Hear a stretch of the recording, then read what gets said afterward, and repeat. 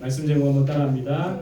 과부의 헌금 두 렙돈. 과부의 헌금 두 렙돈. 이런 말씀 제목으로 함께 말씀 나누겠습니다. 오늘 종려주일이라고 했어요. 종려주일은 부활절 직전의 일요일에 그리스도가 베다니에서 어린 나귀를 타고 예루살렘으로 입성한 것을 기념하는 절기가 바로 이 종려주일입니다. 그래서 종려주일을 지나고 예수님께서 이 예루살렘으로 들어오신 것은 고난받기 위해서 오신 것이에요. 십자가를 지시기 위해 오신 겁니다.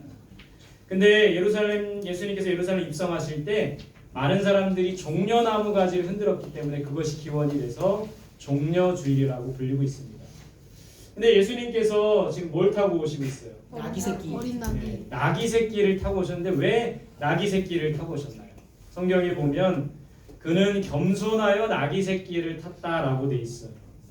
여러분 사실은 이 전쟁에 큰 승리를 거두고 온 이런 장군이 또 왕이 이렇게 성문에 멋있는 말을 타고 들어와요. 그럼 많은 이스라엘 백성들이 종려나무를 가지고 흔들면서 환영해주는 그런 예식이 있었습니다. 근데 오늘 예수님은 말이 아니라 멋있는 백마가 아니라 뭘 타고? 나귀도 아니고 나귀 새끼를 타고 오시는 거예요. 겸손하여서 나귀 새끼를 타셨다고 합니다. 여러분 우리가 좋은 차도 탈 수 있고 좋은 옷도 입을 수 있고 대접받을 수 있고 좋은 높임을 받을 수도 있지만 왜 우리가 그것을 다 내려놓아야 하냐면 예수님처럼 겸손해야 되기 때문이라는 거예요. 사람들이 겉옷을 예수님이 가시는 그 길 위에 자신의 겉옷을 펼쳐서 그 길을 마치 우리 유명 배우가 레드카펫을 걷듯이 마치 국빈이 우리나라에 왔을 때 그런 레드카펫을 걷듯이 많은 사람들이 그 위에 자기의 겉옷을 깔고 그 위를 걸어가시는 예수님의 모습을 봅니다. 종려나무 가지를 흔들며 환영했어요.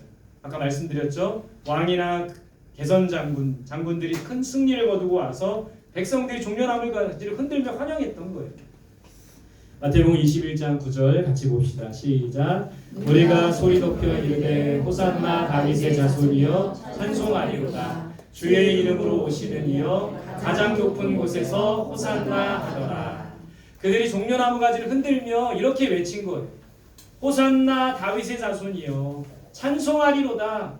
주의 이름으로 오시는 이여 가장 높은 곳에서 호산나 하더라. 그러면서 주님의 이름을 찬송하고 높여드렸다고 합니다. 여러분 오늘 이 예수님이 예루살렘에 입성하시고 많은 사람들이 이렇게 환영하는 모습을 통해 우리가 이 종려주일을 어떻게 보내야 되는가? 첫 번째는 겸손하게 주님을 높이며 보내야 됩니다. 겸손한 우리들이 되어야 되는 거예요. 두 번째는 기도하면서 이 시간을 보내야 됩니다. 내일부터 고난주간이라고 했어요. 기도하면서 이 시간들을 보내야 되는 거예요. 예수님께서 이 십자가를 지시기 전에 겟세마네 동산에서 기도하시면서 이 십자가를 지셨던 거예요. 나의 뜻이 나의 원대로 마시고 아버지의 뜻대로 되길 원합니다. 이 고난의 잔을 피하고 싶지만 하나님의 뜻이면 그것을 감당하겠습니다. 여러분 우리도 이 고난주간을 기도하면서 한 주간을 보내야 됩니다. 금식하는 것도 좋고 절제하는 것도 좋지만 기도함으로 하나님의 뜻을 알고 분별하는 그런 시간이 되어야 돼요. 마지막으로 이 고난주간, 이 종려주일은 예수님을 전하면서 보내야 됩니다. 많은 사람들이 예수님의 오신 소식을 기쁜 소식을 그 당시 사람들이 전하며 찬양하고 감사했어요. 그래서 우리도 겸손하게 주님을 높이면서 기도하면서 예수님을 전하면서 오늘 종려주일 고난주간을 보낼 수 있기를 간절히 소망합니다. 우리 화요일부터 사순절 특별 새벽 기도회 시작됩니다. 여러분 오셔서 함께 기도함으로 이 시간을 보내면 좋겠습니다. 오늘 이 말씀 우리가 이번 주간에 큐티를 계속했지만 바리새인과 서기관들이 등장합니다. 예수님께서 이 바리새인과 서기관들의 외식과 그들의 어떤 종교적인 위선을 굉장히 지적하고 지목하시는 모습을 보게 돼요. 특별히 바리새인과 서기관들의 외식이 뭡니까? 밖에서 밥 먹는. 그것도 외식이지만 성경에서 말하는 외식은 뭘까요? 사전에 보면 이렇게 돼 있어요. 휘포크리노마이. 이것은 뭐뭐인 체하다 이런 말이에요.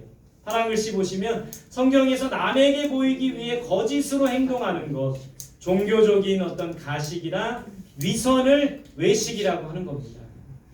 예수님께서 이 제자들에게 서기관들에 대해 오늘 말씀하신 내용이 바로 이 20장 앞장의 내용이에요.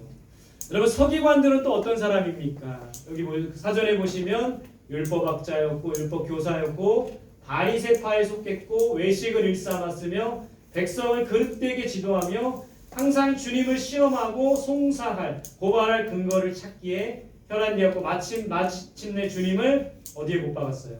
십자가에 못 박은 사람이 서기관과 바리새인들이라는 거예요. 이 서기관이라는 사람은 율법학자입니다. 율법교사였어요.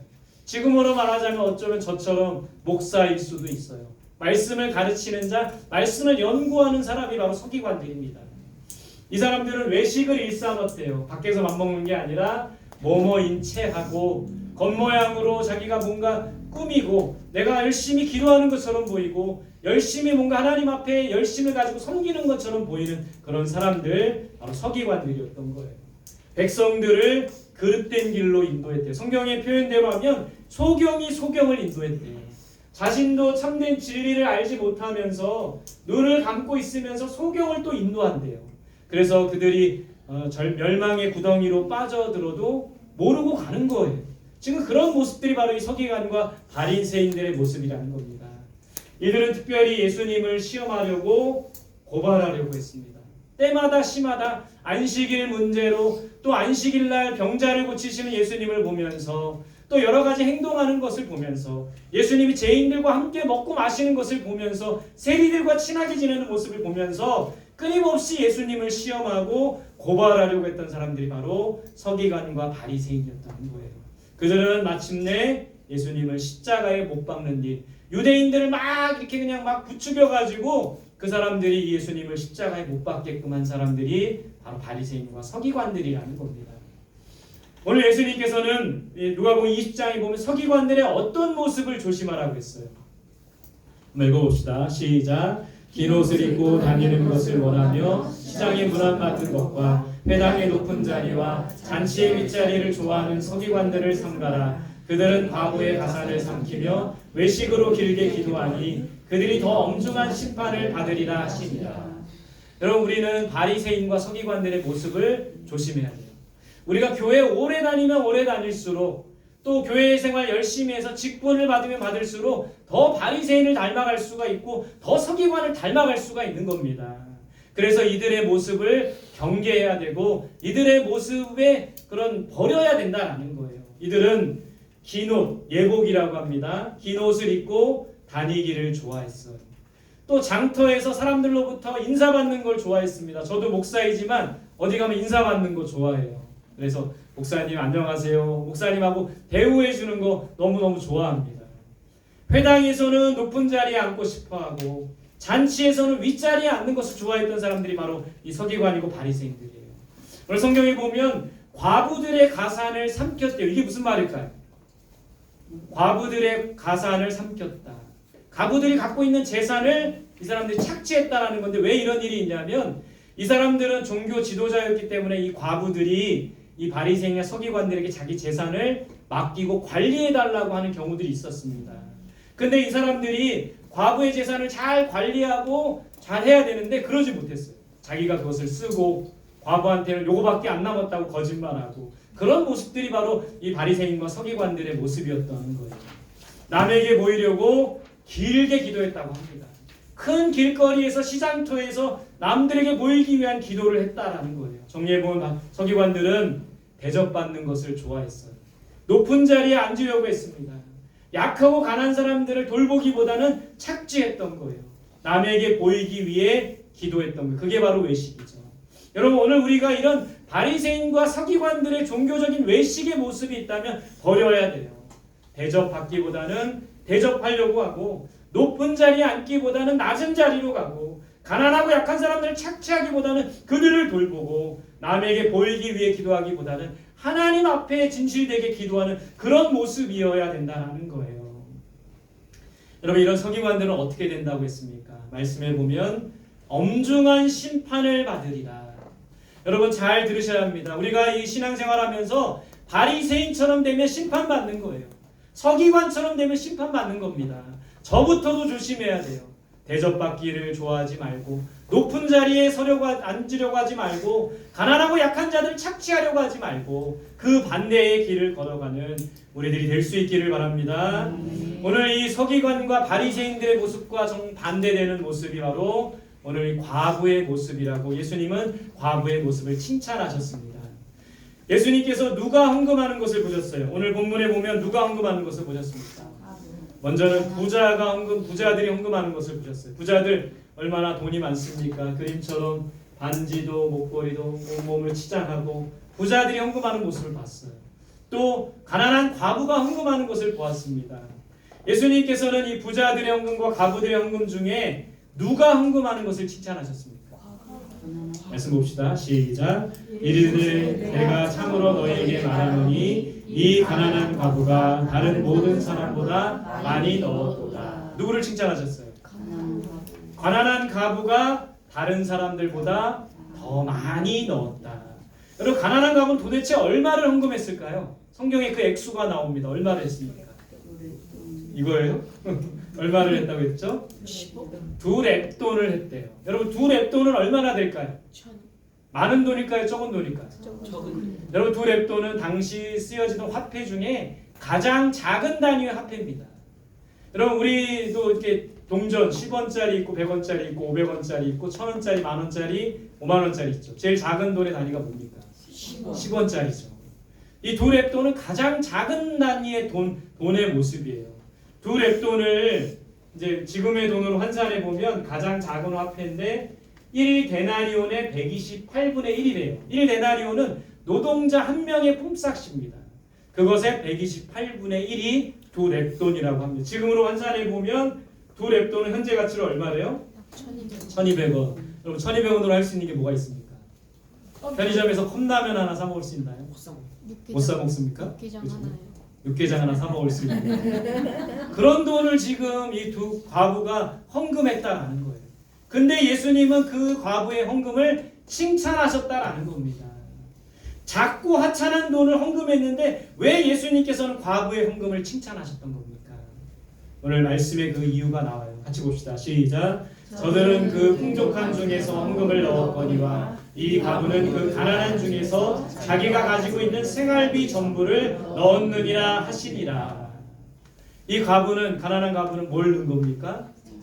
뭘 헌금한 거예요? 생활비 전부를 넣었던 거예요. 부자들은 정말 많은 부유함 중에 일부를 넣었지만 이 가난한 과부는 정말 얼마나 가난했기에 컵라면 하나 값도 안 되는 그 돈을 헌금했다는 거예요. 그것이 그의 전부였다라고 말하고 있습니다. 여러분은 과부는 자신의 모든 것을 하나님 앞에 드렸어요. 그렇다면 우리들의 모습은 어떻습니까? 이 과부가 칭찬받은 거는 정말 마음을 다해 하나님 앞에 드린 거예요. 근데 우리들의 모습은 어떻습니까? 여러분 이것을 드릴까 저것을 드릴까 고민하지 않습니까? 우리가 하나님 앞에 헌금할 때 1000원짜리 드릴까 5000원짜리 드릴까 만원짜리 드릴까 저는 고민하거든요. 고민하지 않습니까? 하나님 앞에 정말 더 많이 드려야 되는데 어떻게 하면 더 적게 드릴까 이렇게 고민하지 않습니까? 새벽 기도를 나가야 할까 나가지 말아야 할까? 예배의 자리에 나와야 될까 나가지 말아야 될까? 하나님 앞에 내가 좋아하는 일에는 시간을 과감하게 쓰고 투자하면서 하나님 앞에 드리는 시간은 아까워하진 않습니까? 청지기 학교를 해야 되나 말아야 되나 지금도 고민하는 분들이 있어요. 이따 오후에 피곤한데 청지기 학교를 해야 될까 말아야 될까? 안 해야 돼요? 남으세요. 주일 예배를 드릴까 놀러 갈까? 지금도 밖에서 이렇게 고민하는 분들이 있을 수 있습니다. 여러분 과부는 어떻게 생활비 전부를 헌금할 수 있었을까요? 어떻게 자신의 전부를 드릴 수 있었을까요? 그거 드리고 나면 먹고 살 게 없는 거예요. 라면 살 돈도 없고 쌀 살 돈도 없는 겁니다. 과부는 어떻게 자신의 전부를 드릴 수 있었던 겁니까? 이 과부는 믿음으로 헌금한 겁니다. 믿음으로 드리는 거예요. 우리가 하나님 앞에 드릴 때 믿음으로 드려야 돼요. 이것저것 따지고 드리는 것이 아니라 믿음으로 드릴 수 있어야 된다는 겁니다. 믿음으로 드릴 때 하나님이 채워주세요. 또 이 여인이 어떻게 헌금했냐면 사랑하는 마음으로 헌금한 거예요. 자신의 전부였지만 주님을 사랑하는 마음이 있었기 때문에 하나님을 사랑하는 마음이 있었기 때문에 그것을 아까워하지 않고 전부 드린 겁니다. 여러분 한번 생각해 보세요. 사랑하는 자녀가 돈 달라고 하면 내 주머니에 있는 돈 다 털어서 주는 게 부모의 마음 아닙니까? 여러분들 우리 남자분들 여자분들 생각해 보세요. 사랑하는 내 여자친구가 남자친구가 빵 사달라고 하면 나는 굶을지언정 내 돈 다 털어서 사주는 게 그게 마음 아닙니까? 사랑하면 계산하지 않는다는 거예요. 이 향유를 깨트린 향유 옥합을 깨트린 여인이 300데나리온이나 되는 300명의 품삯이나 되는 그 옥합을 예수님 발 앞에 깨트리고 발에 부었던 이 여인. 사랑하면 계산하지 않는다는 거예요. 아까워하지 않는다는 겁니다. 사랑하면 주저하지 않는 거예요. 예수님의 머리에 그 향유를 부었죠. 사랑하면 아낌없이 드린다는 겁니다. 여러분 이 향유 비싼 향유를 조금만 이렇게 찍어가지고 발에 묻힌 게 아니라 완전히 깨서 그것을 부었어요. 사랑하면 아낌없이 드린다는 거예요. 오늘 이 과부가 자신의 생활비 전부를 드릴 수 있었던 것은 믿음으로 드렸기 때문이고 사랑하는 마음으로 드렸기 때문이라는 거예요. 오늘 우리가 예배의 자리에 나와서 하나님 앞에 우리의 시간과 물질을 드리는 것, 하나님 앞에 예물을 드리는 것도 믿음으로 드려야 합니다. 사랑하는 마음으로 드려야 돼요. 그럴 때 하나님께서 그것을 기뻐 받으신다라는 겁니다. 여러분 예수님께서 우리를 사랑하셔서 우리를 위해 무엇을 주셨죠? 말씀이 목숨을 주셨습니다. 생명을 주셨어요. 아낌없이 우리에게 주신 것이 바로 이 고난주간이고 그 부활주 이게 고난주간이고 사순절 절기라는 거예요. 우리를 사랑하셨기 때문에 자신의 전부인 목숨까지도 아낌없이 주셨다라는 거예요. 우리는 주님을 위해서 무엇을 드려야겠습니까? 왜 우리는 주님께 드리는 것을 아까워하고 있나요? 우리는 주님을 위해서 무엇을 드려야 합니까? 우리의 물질을 드려야겠죠. 시간을 드려야겠죠. 시간을 아까워하지 말고 드려야겠죠. 온 몸과 마음을 다해 하나님께 드려야겠죠. 우리의 꿈과 미래도 하나님 앞에 드려야겠죠. 삶과 생명도 아낌없이 드려야겠죠. 여러분 우리의 것을 아낌없이 드릴 때에 더 많은 것으로 하나님이 채워주시는 것이 바로 하나님의 사랑과 은혜라는 겁니다. 오늘 이 과부처럼 아낌없이 하나님 앞에 드리고 사랑하는 마음으로 드리고 믿음으로 드릴 수 있는 우리 모두가 되시기를 바랍니다. 로마서 12장 1절에 보면 이렇게 말씀하고 있어요. 같이 봅시다. 시작. 그러므로 형제들아 내가 하나님의 모든 자비하심으로 너희를 권하노니 너희 몸을 하나님이 기뻐하시는 거룩한 산 제물로 드리라. 이는 너희가 드릴 영적 예배이라. 여러분 예배는 우리의 몸과 마음과 시간과 모든 것을 아낌없이 드리는 것이 바로 진정한 예배라는 겁니다. 오늘 이 예배의 자리에 나왔지만 우리의 마음이 다른 곳에 가 있고 우리의 마음과 정성을 다해 드리지 않는다면 그 예배는 하나님이 받으시는 예배가 아니라는 거예요. 우리의 자신을 온전히 드리는 것이 예배라는 거예요. 그런 마음으로 예배 드릴 수 있기를 바랍니다. 오늘 이 과부가 2렙돈을 드렸어요. 그런 이 찬양이 있습니다. 찬양. 너무나도 좋은 찬양인데 이 가사를 보니까 이런 가사예요. 내 전부를 드릴 때 하나님이 가장 크게 받으신다. 부자의 헌금이 아니라 부자는 뭐 많이 드렸겠죠. 뭐 데나리온도 드리고 달란트도 드리고 많이 드렸겠죠. 그러나 이 여인은 2렙돈 작은 돈을 드렸어요. 그 전부를 드릴 때 하나님께서 크게 받으신다고 했습니다.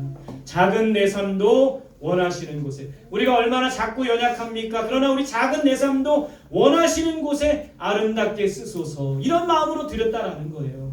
주 말씀에 순종할 때에 주 나를 통하여 역사하신다고 했습니다. 주님 한 분만 평생토록 사랑하는 삶 그를 걷게 하소서. 이 2렙돈이라는 찬양의 가사입니다. 이 가사처럼 우리의 전부를 아낌없이 드리고 하나님의 말씀에 순종하고 우리 작은 우리를 통하여 하나님의 크신 뜻을 이루어가는 우리 모두가 될 수 있기를 바랍니다. 여러분 오늘 과부처럼 하나님께 드릴 때 믿음으로 드려야 돼요. 사랑하는 마음으로 드려야 돼요. 아낌없이 계산하지 말고 정말 주저주저하지 말고 아낌없이 하나님 앞에 드리는 우리들이 될 수 있기를 바랍니다. 오늘 이 말씀을 통한 교훈입니다. 첫 번째 따라합시다. 서기관들처럼 외식하지 말자. 사람에게 보이려고 많은 사람들에게 대접받으려고 하지 말고 진실하게 하나님을 섬길 수 있어야 돼요. 두 번째 따라합시다. 우리의 전부를 아낌없이 드리자. 여러분 하나님 앞에 아낌없이 드리면 하나님께서 더 많은 것으로 채워주시고 함께 하시는 것이 바로 하나님의 은혜라는 거예요. 우리의 것을 아낌없이 하나님 앞에 드릴 수 있기를 바랍니다. 세 번째 따라합시다. 청지기의 삶을 살자. 청지기의 삶을 살자. 그럼 우리는 청지기라고 계속 이제 청지기 학교를 통해 우리가 청지기라고 배울 겁니다. 청지기는 내 모든 시간과 물질과 목숨과 생명과 미래와 꿈까지도 내 것이 아닌 거예요. 주님의 것입니다. 잠시 이 세상을 살면서 우리가 맡아 관리하는 사람일 뿐이라는 거예요.